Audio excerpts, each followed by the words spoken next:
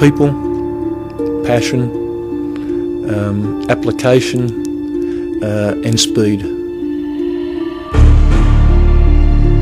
I treat it like it's mine. I mean, I treat it like I want the best for it.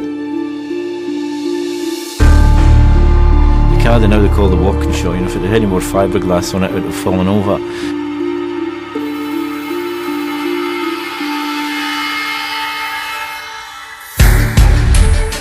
It was unbelievably difficult. 27 different fiberglass pieces went to make up that car, and the local industry was not ready for that. From day one, HSV has always created cars that quicken the pulse.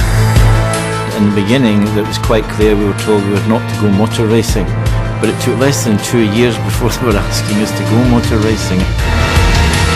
Skate and Kelly do it! 19 years ago, if I start to think in depth, I really sort of say, boy, we really did pioneer things. I have to say that, about 100 cars into the first car we were building, I didn't think we'd reach the 500. Australians have always enjoyed a love affair with the utility dating back to the very beginning of our automotive history. There's no doubt that today we make cars that are European rivals for half the money. New car launches, there's nothing like the high of a new car launch, to see the baby born and give me the lows of two engine problems in the 1995 Bathurst race, and then seeing a John Crennan behind the pits literally throwing up with anxiety. I think with HSV we understand the niche so well, and we're a spunky small business that does things very well.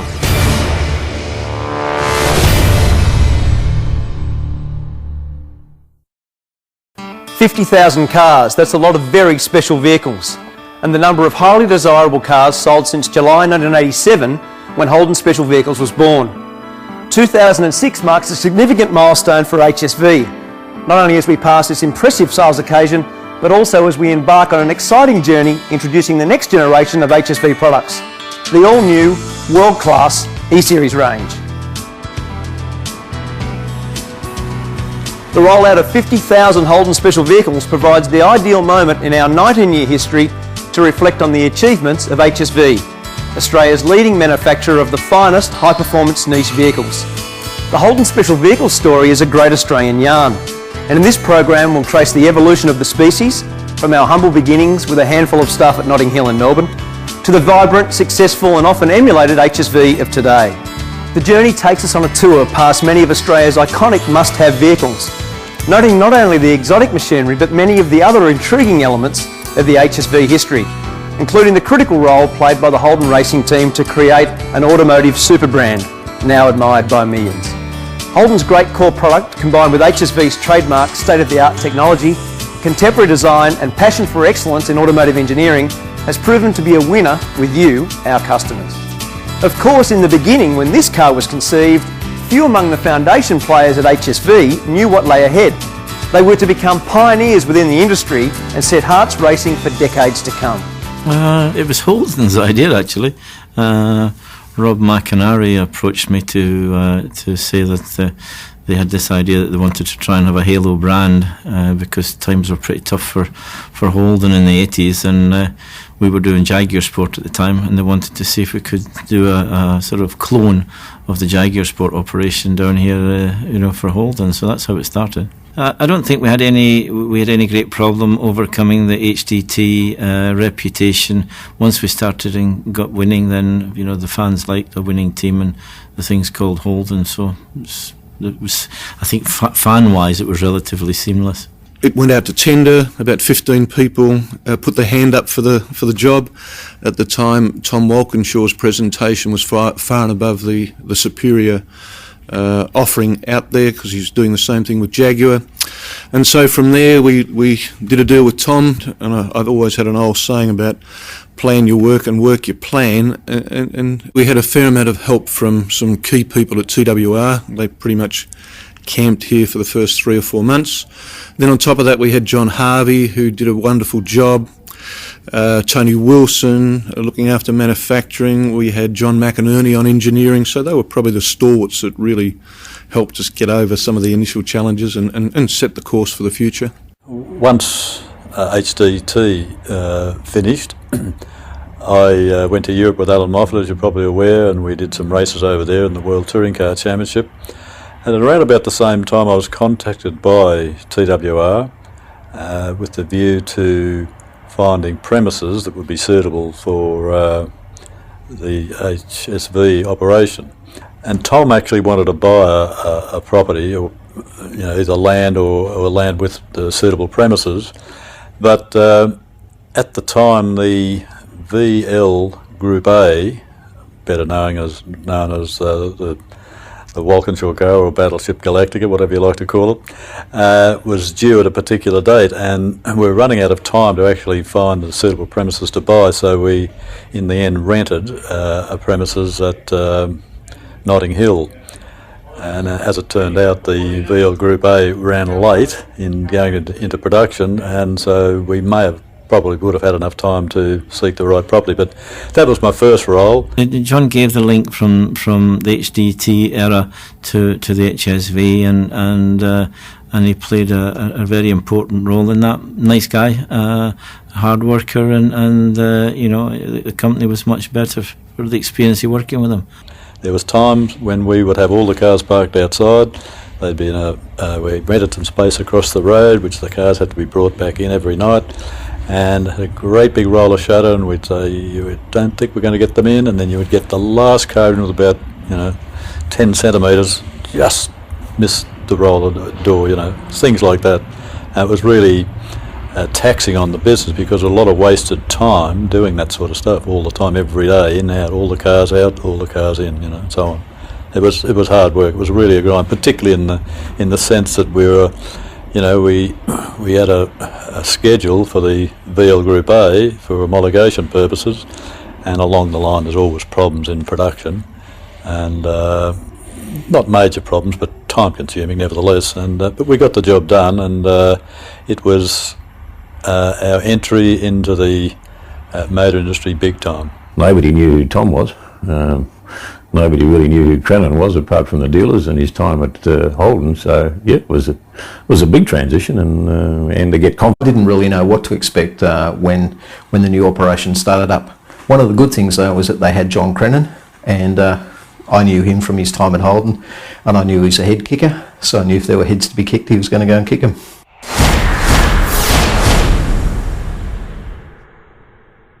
Engineers and aerodynamicists from Tom Walkinshaw Racing, HSV's parent operation in the UK, quite literally reshaped the direction and the appearance of Holdens in racing, with this car an instant classic, the car that simply became known as the Walkinshaw. To meet the regulations of Group A touring car racing at the time, 500 units were initially built, with a further 250 later commissioned. The official release date for the HSV VL SS Group A SV was March 1988, and production ceased on November 5 of the same year. Incredibly, the price on release was just $45,500. Despite the radical and confronting appearance, the aim was to achieve an improved level of aero efficiency, something that was lacking in the base design of most road cars at the time. The Myra wind tunnel in the UK produced stunning results and dominated the stylists, as you can see, especially the treatment of the rear deck and rear wing. John Crennan vividly remembers that body kit, made from no less than 27 individual fiberglass components. That would have been a production nightmare. Beneath the greatly modified bonnet, changed to accommodate the twin throttle bodies in the large plenum area, sits a 5-litre V8 with 180 kilowatts. Not a massive number by today's standard, but at that time, it was a headline maker. A shock. It was like being slapped with a wet fish. It was an amazing thing. We just couldn't believe that you could build a car like that and get it through the Holden system and get it out on the road. I mean, there'd been a lot of talk about how radical the HDT cars had been, but this was a complete trouser down job. Nobody could believe what it was like. I took a look at it and I thought, gee, I said to McInerney, hey, what have you done? I said, it's an ugly looking beast. But no, it was fine. The only problem that they had with it, I think, is asking for the extra couple of hundred to be built. And so you had a great image car at the start, and the public rushed in and said, I've got to have one of those. And then all of a sudden, the last 100 or so were left on dealers' floors and started to get discounting. And that's not good. It was a car they wanted to have a Group A racer, and with the shape of the car at the time, it lifted at the rear, so the only way we could get round it in the wind tunnel, we had to keep lifting it up in the boot, and it got higher and higher and higher till you had this huge tray in the rear, and then we had to figure out how on earth you could actually sort of style that into the rest of the car. So we took the rule book and made everything the maximum dimension we could, and the car ended up, the way it ended up. So, it was very successful. We sold a lot of cars, and it was reasonably competitive on the racetrack as well. It was difficult for me because I guess I'd come out of a marketing background and heading up this organisation.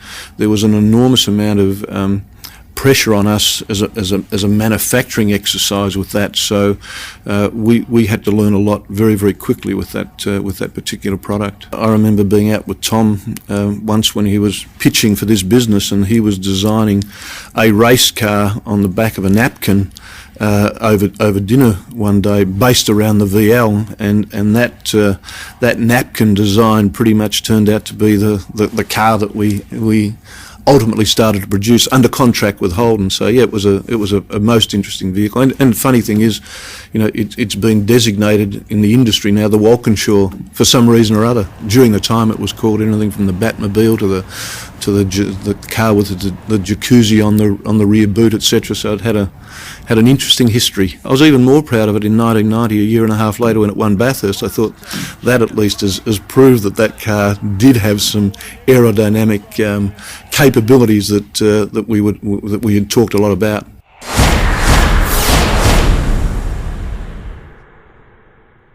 The Club Sport represents a model line of enduring popularity for HSV. Introduced in June 1990, the VN Club Sport was an instant hit. In fact, the Club Sport represents the longest running and biggest selling HSV model. The initial production run was just 60 units. This was quickly increased by a further 350 by the end of the VN series. Over the past 16 years, the Club Sport has always represented the correct mix of affordability and performance. And we give credit to John Harvey on that. John Harvey came up with that name and came up with that concept, and it's been our bread and butter, and it's been really good. And we've looked many times at should we change the name, should we? But here we are, 15 years later, and it is the hub of our business. John was on an overseas trip, and which was just coincidence. I rang some of the dealer principals around the country and explained what I wanted to do. And they were quite enthusiastic about it. They said, "That's fantastic, the name is perfect." So I had the specifications I needed. They were already components that we had signed off with previous models through Holden and all the ADRs. So it really wasn't reinventing the wheel. It was just putting a package together, and you had to do it with the minimum of fuss, the minimum of disruption to our people, our engineering group and so on.